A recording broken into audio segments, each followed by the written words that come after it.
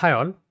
In this part 4 video, I'm going to go ahead and further explain what this plugin is capable of and how it can help you optimize your project in one click. And then you only have to focus on the creative process of adding lighting, material, post processing, creating cinematics, and all those things. Core optimization will be done just one click by this plugin. So without further ado, let's get started in this video.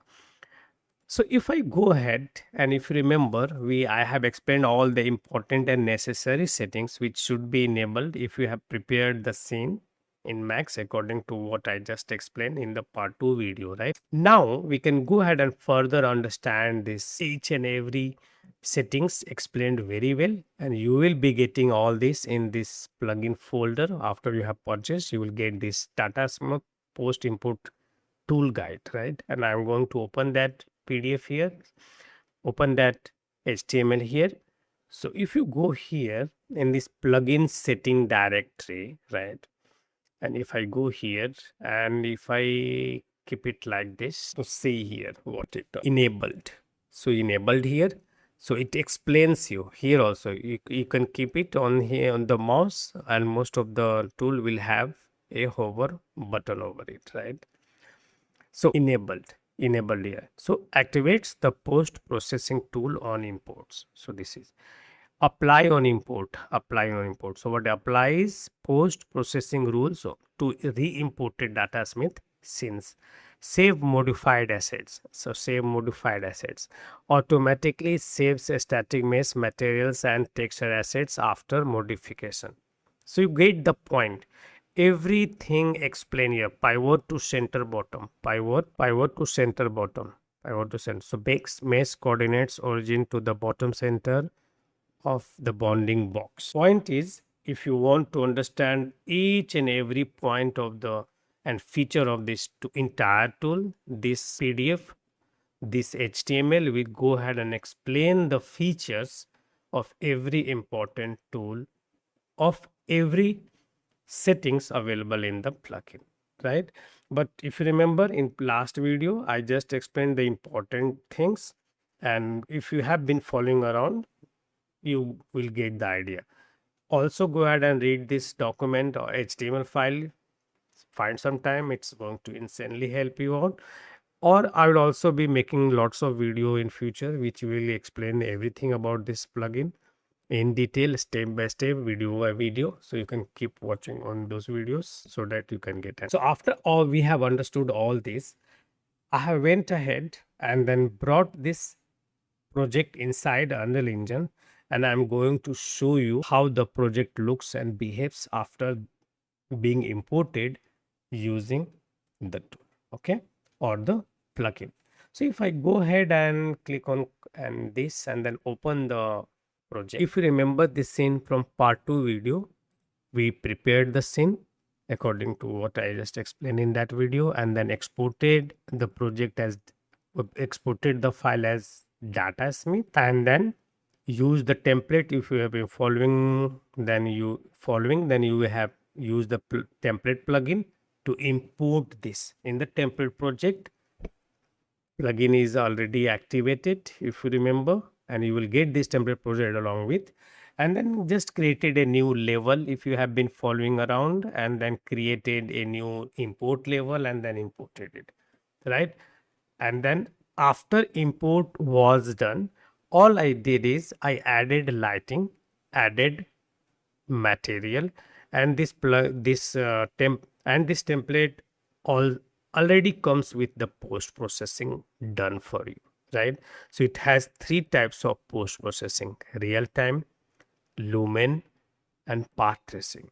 So if you are rendering cinematic video using lumen, you have to just go ahead and click on this, activate this, and then just deactivate the other 2 post process volume.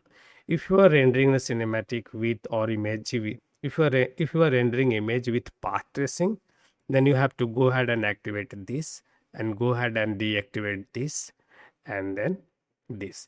If you are going ahead and trying to create a real-time and interactive experiences, then you have to activate this and then go ahead and activate this, sorry, deactivate this and then deactivate this. So you have three post process volume for three scenarios. This one is this plugin, and then everything related on this project is all about real-time experiences. So I'm going ahead and activating this one, and then these two are switched off. So that template will already come with the post process volume perfectly set for you. You can go ahead and go just optimize few settings if you really wish, right? But most of the settings is already perfectly done for you. So all you need to do is add the lights and the map textures if you wish to, and if you need, right? One very important point that has to be mentioned is, if I go ahead and select this chair for instance, if I place if I click Control B, so as you can see, the plugin has brought the chair material instances, two material instances is that it uses, and the three textures being used by this material instance all in the single folder. If I go ahead and select any others like Control B, same for this, the table, since we properly named the table, right, table 02, so it has the name of that table and the textures, right, all present here within the same folder, which is going to be very helpful. Now let me explain what will happen. So if I go here and then click on this, for an instance, in some cases it might come white as like this, okay? So if the material has came as white, do not panic, right? It is already properly thought about it in the plugin.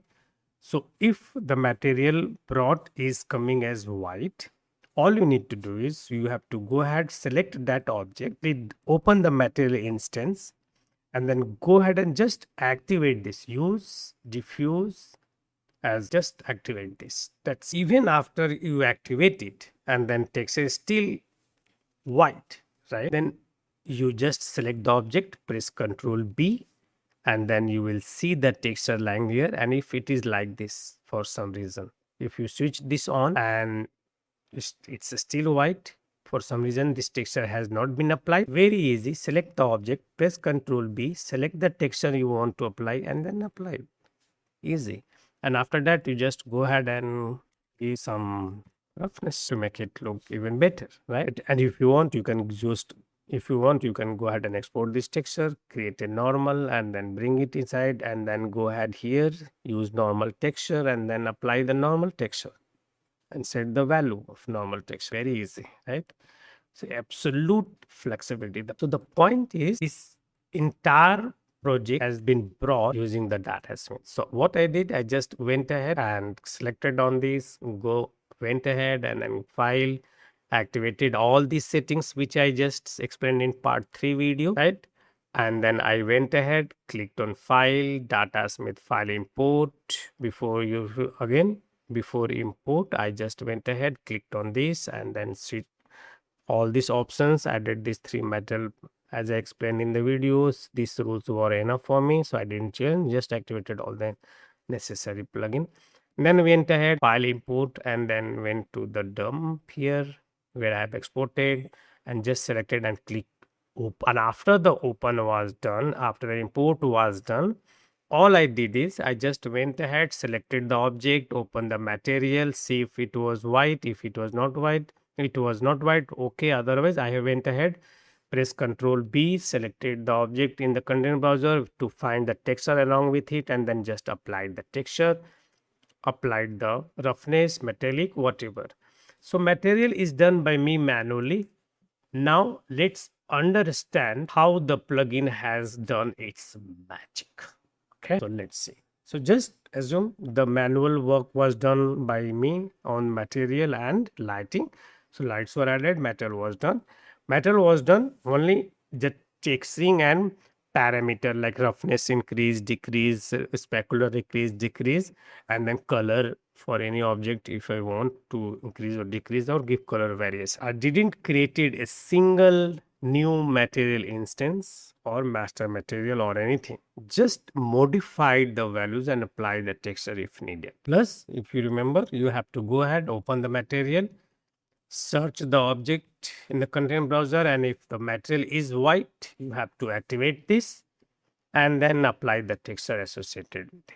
Because it will be in the same folder, it is going to be very easy for you to do it, right? Okay.